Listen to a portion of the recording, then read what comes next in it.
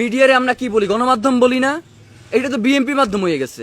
NTV, channel I, তারা ধানের শীষের পক্ষে ভোট চাইতেছে মানে কি ভাই? মানে এই মিডিয়া, মানে এখন পর্যন্ত তো ক্ষমতায় যায় নাই কেউ। এখনই যদি মিডিয়ার উপরে এই ধরনের নিয়ন্ত্রণের চেষ্টা করা হয়, তাইলে ক্ষমতায় যাওয়ার পর তো মিডিয়া বলতেই বাংলাদেশে কিছু থাকবে না। এই সমকাল সেই যে ফেসবুকে যে নিউজগুলো দেয় মাল্টিমিডিয়াতে, সে সেইখানে স্পষ্ট করে একটা কোনায় ধানের শীষে ভোট দেন মানে কি ভাই? মানে নিরপেক্ষতার জায়গাটা কোন জায়গায় আপনারা একটু বলেন না। মানে এইটা তো বাংলাদেশের মানুষের জন্য, মানে আপনাদের জন্য এইটা লজ্জা যারা সাংবাদিকতা করতেছেন ভাই। মানে সমকাল সে ধানের শীষে ভোট চাইতেছে, এবং আমি এটা প্রথমে বিশ্বাস করি নাই। আমি আমার ছোট ভাই ফাহিম ইনকিলাব মঞ্চের, তারা জিজ্ঞেস করছে ভাই এটা ফেক আইডি কিনে একটু দেখো তো। পরেও ঢুইকা দেখতেছে যে এটা ফেক আইডি না, এটা 6.7 মিলিয়ন সমকালের অরিজিনাল পেজ। সেইখান থেকে সে ধানের শীষের পক্ষে ভোট চাইতেছে। আবার এনটিভি, চ্যানেল আই, তারা ধানের শীষের পক্ষে ভোট চাইতেছে মানে কি ভাই? মানে এই মিডিয়া, মানে এখন পর্যন্ত তো ক্ষমতায় যায় নাই কেউ। এখনই যদি মিডিয়ার উপরে এই ধরনের নিয়ন্ত্রণের চেষ্টা করা হয়, তাইলে ক্ষমতায় যাওয়ার পর তো মিডিয়া বলতেই বাংলাদেশে কিছু থাকবে না। মানে মিডিয়ারে আমরা কি বলি, গণমাধ্যম বলি না?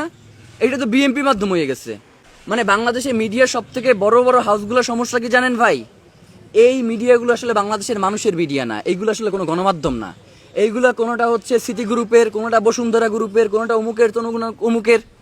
এই মিডিয়াগুলো যখন যার পক্ষে দেওয়া দরকার তখন তার পক্ষে যায়। এই মিডিয়ার নিজস্ব ব্যক্তিত্ব বোধ বলতে কিছু নাই। বাংলাদেশের মানুষের প্রতি তাদের যে একটা দায়বদ্ধতা আছে, এই জিনিসগুলো তারা যেন বেমানুম ভুলে যায়। ভাই, জুলাই আন্দোলনে এই অধিকাংশ মিডিয়া বিপক্ষে অবস্থান করছে না? জুলাই গণঅভ্যুত্থানকে আটকাইতে পারছে? পারে নাই।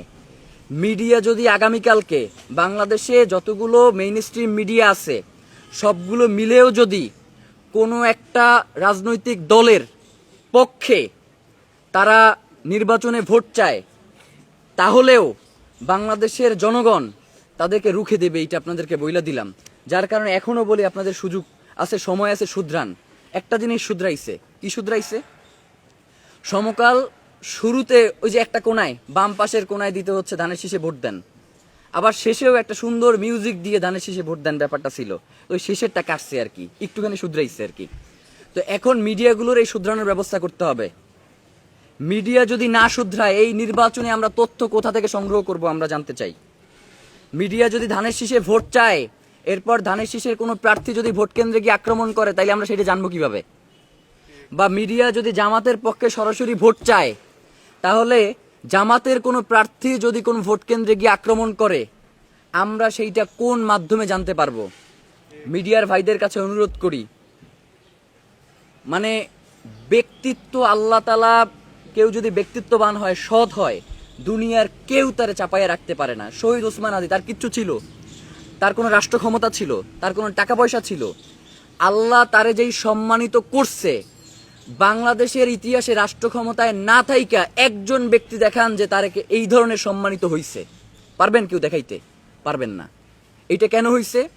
এই লোকটা সৎ ছিল, ব্যক্তিত্বের, প্রচন্ড ব্যক্তিত্বধারী একজন মানুষ ছিলেন, ইনসাফের পক্ষে কথা বলতেন, আল্লাহ তারে সম্মানিত করছেন। মিডিয়ার ভাইয়েরা যদি মনে করেন যে মিডিয়া হাউসগুলো আপনার কথা বলতে দিচ্ছেন, আপনি যে সংবাদটা নিয়ে যাচ্ছেন সেটাকে প্রচার করে দিচ্ছেন না, মাল্টিমিডিয়ার জায়গা থেকে বহু টাকা পয়সা ইনকাম করা দরকার যায় যদি সুযোগ থাকে।